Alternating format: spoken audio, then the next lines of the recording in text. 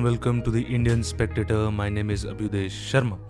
2014 में जब आंध्र प्रदेश का रीऑर्गेनाइजेशन हुआ, bifurcating into Andhra Pradesh and Telangana, although there was no mention of special category status in the Andhra Pradesh Reorganization Act itself, but Manmohan Singh ji in a Rajya Sabha debate in February 2014 said कि the special category status would be extended to the state for 5 years. उसके बाद due to various other reasons the issue could not gain traction, but 2024 के लोकसभा चुनाव के बाद it has surfaced again क्योंकि BJP is well short of the majority mark and it needs the support of those elected MPs from the Andhra Pradesh to run the government. Basically मौके पे चौका मारने वाली बात है। 2014 में जब एनडीए अलायंस की सरकार बनी तो the issue of SCS was put on a back burner. Those opposing set की जो SCS का क्राइटेरिया है, जो 5 क्राइटेरिया है, उस पे आंध्र प्रदेश क्वालिफाई ही नहीं करता।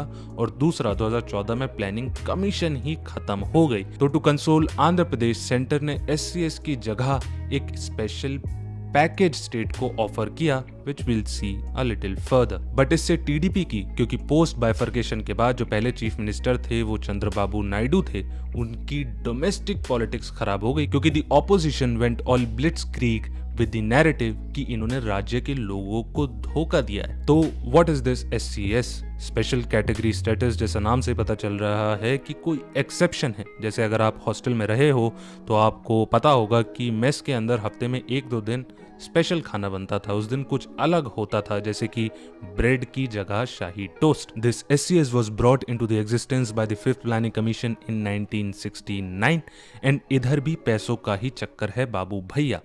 इन राज्यों में जो प्रोजेक्ट्स की फंडिंग होती है उसका रेशियो होता है 90:10, यानी कि प्रोजेक्ट का 90% सेंटर अपने मजबूत कंधों पे उठाएगा और बाकी का राज्य, which means more central grant assistance to the states and more liability of the centre. It was basically to help out the states with socio economic backwardness और जो जोग्राफिकली डिसएडवांटेजेस पोजीशन पे हों, लाइक द हिली स्टेट्स, क्योंकि वहां पे the scope of economic activity and hence the revenue is less. इसके 5 criteria हैं। Majority tribal population की हो, हिली स्टेट्स हो या फिर इंटरनेशनल बॉर्डर के पास हो और खुद का रेवेन्यू कम हो। In a way all of these factors are inter related and that's why we have the Himalayan states in the list which are the 7 sisters of the north east, Jammu and Kashmir, Uttarakhand and Himachal Pradesh. और आंध्र प्रदेश इसलिए नहीं है क्योंकि वो criteria ही fit नहीं करता, ना ही वो हिली स्टेट है, ना ही वो जोग्राफिकली इंटरनेशनल बॉर्डर के पास है और ना ही वहां पर स्कोप ऑफ इकोनॉमिक एक्टिविटी कम है। इकोनॉमिक एक्टिविटी हो नहीं रही है, वो बात अलग है। तो इसकी जगह it accepted the special package.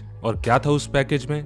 Polavaram irrigation project would be recognized as national project, जिसका पूरा खर्च सेंटर देगा, टैक्स कंसेशंस और special assistance. But because of the pressure from the opposition in Andhra Pradesh, funds needed for the new capital Amravati and post-bifurcation revenue loss, Mr. Naidu's TDP walked out of the NDA alliance in 2018 and also moved a no confidence motion against the Modi government in 2019 which failed. NK Singh जो 15th finance commission के chairman थे, उन्होंने कहा कि 14th finance commission ने ऐसा कभी नहीं कहा कि स्पेशल कैटेगरी स्टेटस दिया ही नहीं जा सकता। It is up to the union government to take a call.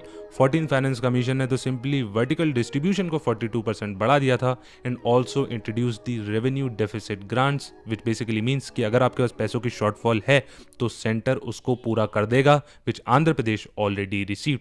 तो only the time will tell कि how the opposition in the Andhra Pradesh will create a narrative against the TDP in this post election reality. So that's it with this video. Take care of yourself, your family. Keep smiling. Have a good, loving, and a peaceful day.